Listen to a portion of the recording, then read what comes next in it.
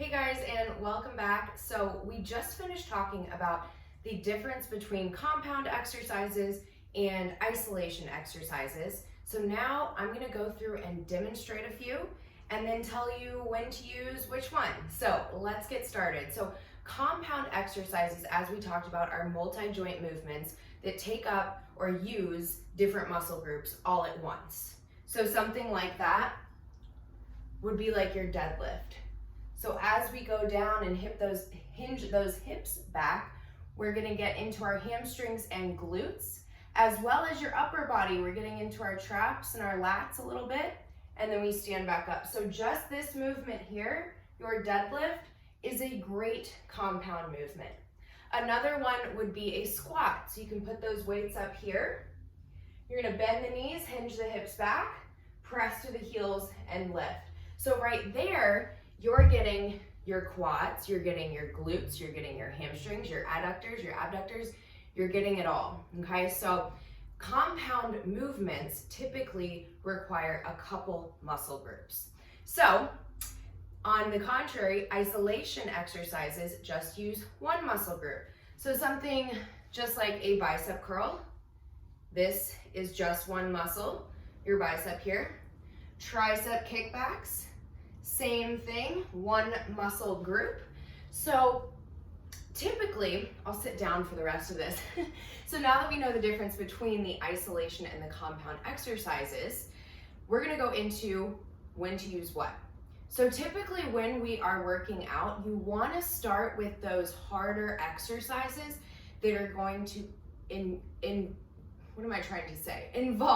that are gonna involve multiple muscle groups. So you wanna start with those big exercises. So that's why I typically do put the deadlifts, the squats, pull-ups, big body movements. I'll put those in the beginning of a workout, okay? Because it's going to recruit a lot of muscles. These compound movements require a lot of energy and burn a lot of calories. So you don't wanna put them at the end. Okay, so typically when you're starting to program a workout, and we're going to go into this more in the next video, you want to start with about 4 to 5 compound movements.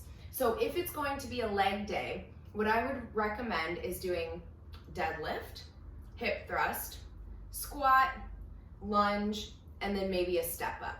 Okay, so those are 5 compound exercises.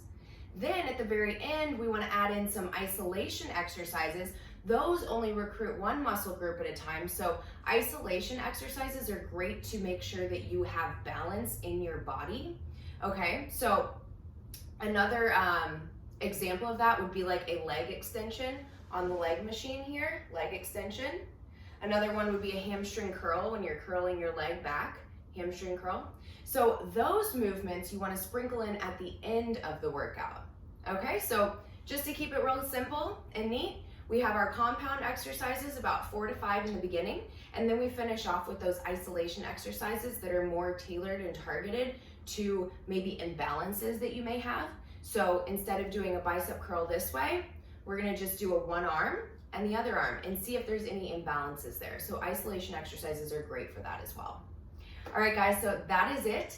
We're gonna take a deeper dive into how exactly to program your workout beginning to end, including the compound and isolation exercises. So I will see you there.